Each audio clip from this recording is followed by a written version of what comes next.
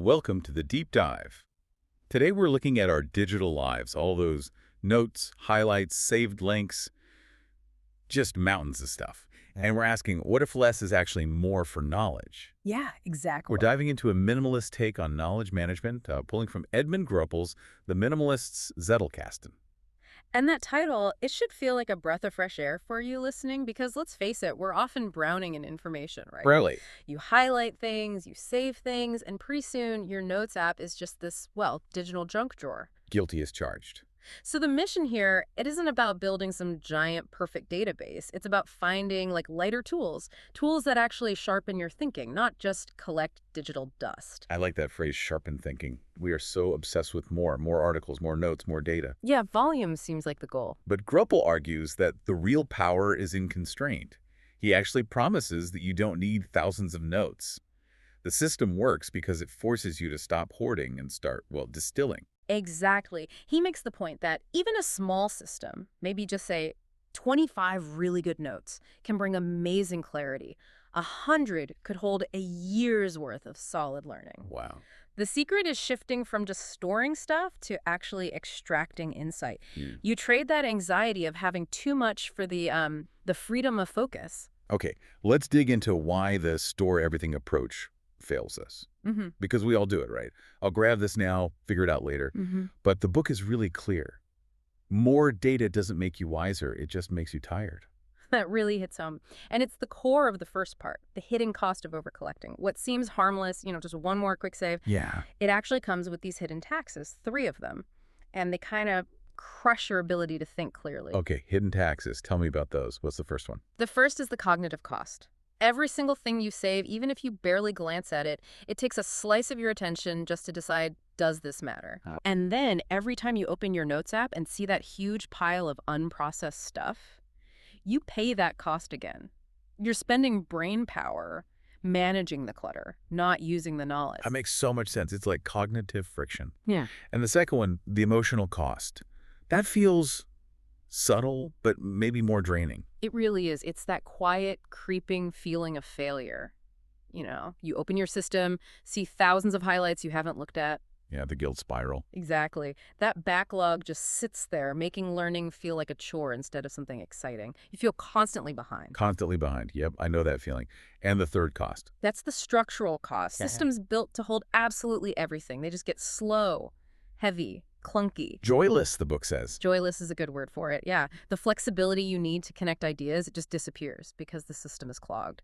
Your dream tool becomes a burden. So then we try to fix it, right? More folders, better tags, color coding, basically trying to organize the mess. But organizing clutter isn't removing clutter. You're just rearranging the deck chairs, applying efficiency to the wrong thing. Okay, so this minimalist approach is a real break. It's not about better saving. No, it forces a much harder question. What is actually worth keeping at all, out of everything you see daily? That's a big shift. It is. And success looks different. It's not, wow, I have 10,000 notes anymore. It's, I can find a useful idea to write about in 5 minutes.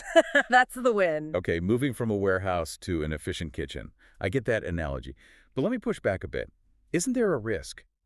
If you don't capture something, what if you miss a key connection later?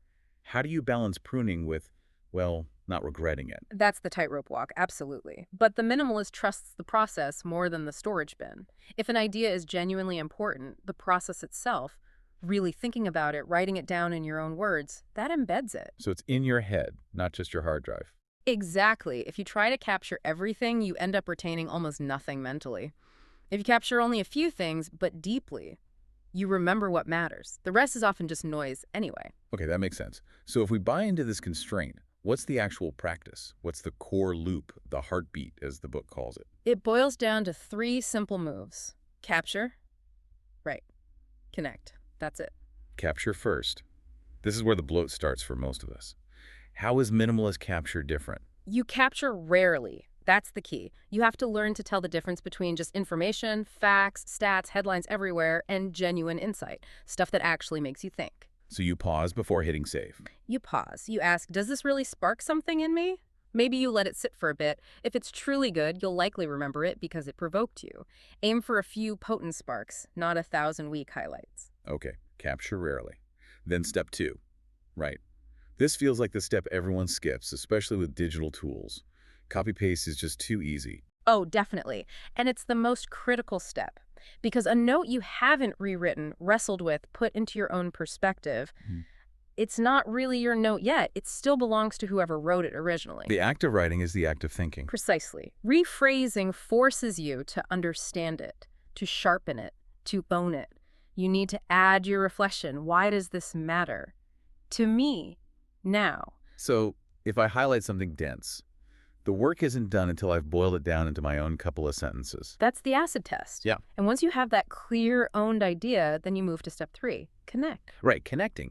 And here, the temptation is to link it to everything vaguely related, add a dozen tags. Which just creates a tangled mess. Ironically, makes things harder to find later because the signal gets lost in the noise of too many connections. So the minimalist way. Connect one at a time, sparingly. You just ask, where does this idea most naturally fit? What's its closest, most relevant neighbor? And link it there, maybe to 1 or 2 neighbors, max. Like weaving a thread, not building a giant spider web. Exactly like weaving. You want flow and natural association, not a rigid, over-engineered structure. I can see how that simplicity makes the whole thing doable. Complexity kills habits. Simplicity lets you stick with it. Absolutely. Which brings us to the tools, or lack thereof. To make this work, the book stresses, the fewer tools between you and your thoughts, the better. So it's not about finding the perfect app. Not really. You could use index cards, plain text files, maybe a simple app like Obsidian used very lightly. The ritual capture rarely. Rewrite personally, connect gently.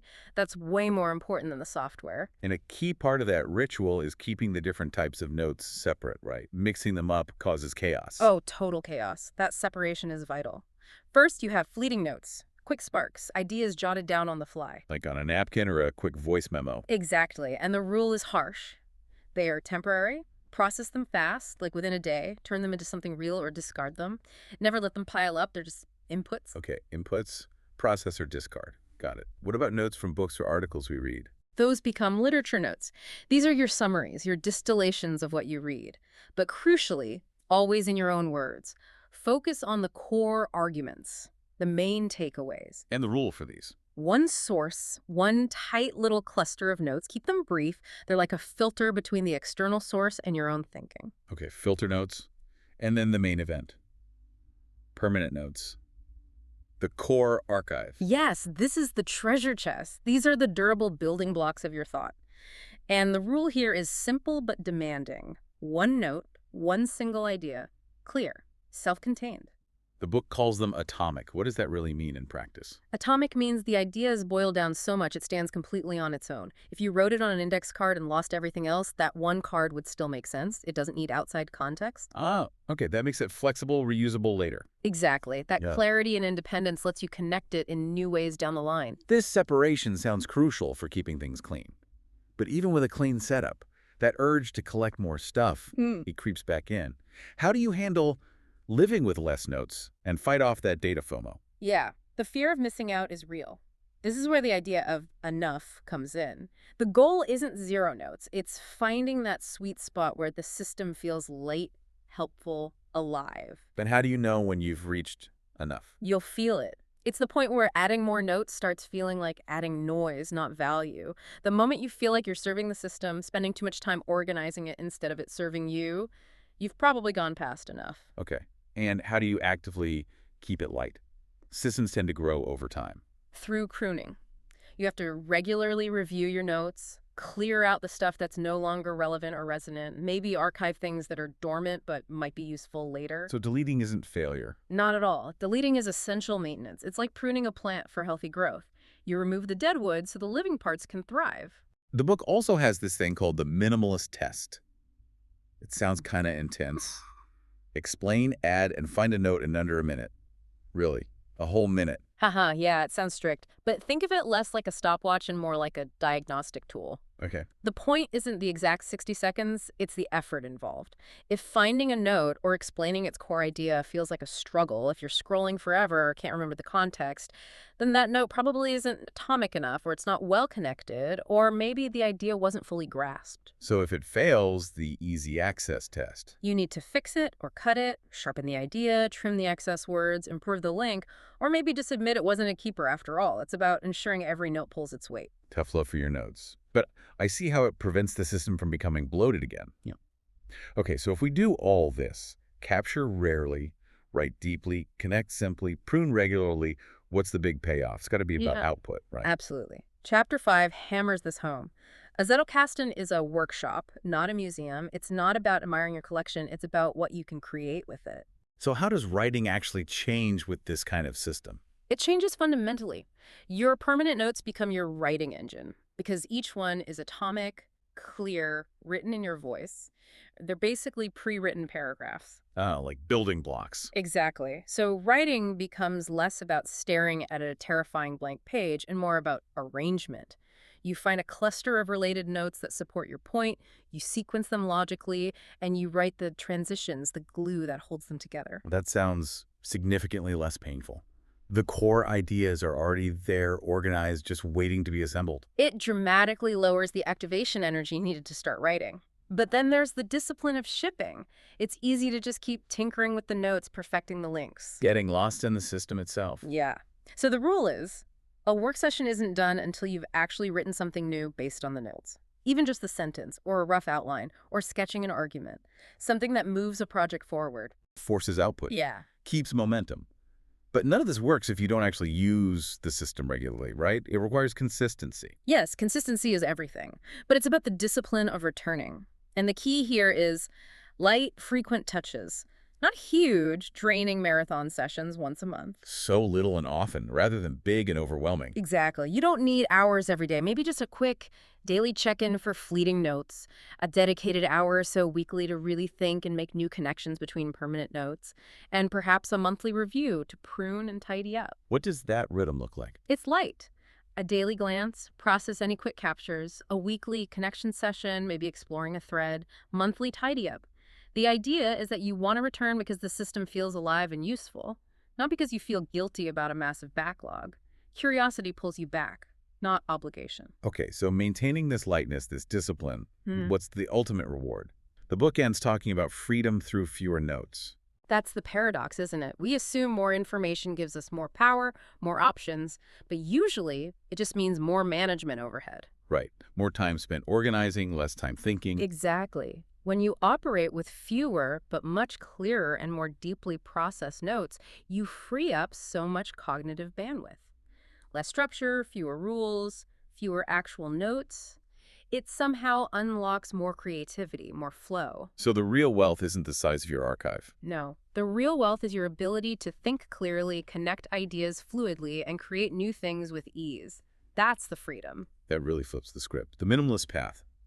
Fewer notes, clearer thoughts, greater freedom. Here. It shifts knowledge work from being this endless burden of collection to a focused, enjoyable act of creation. Precisely. The value isn't in having a finished system because it's never finished. The value is in the thinking it sparks right now. Yeah. And the book leaves us, and you, the listener, with a really potent final thought, kind of a call to action. Yeah. It basically asks, what will you delete next to make space for thinking?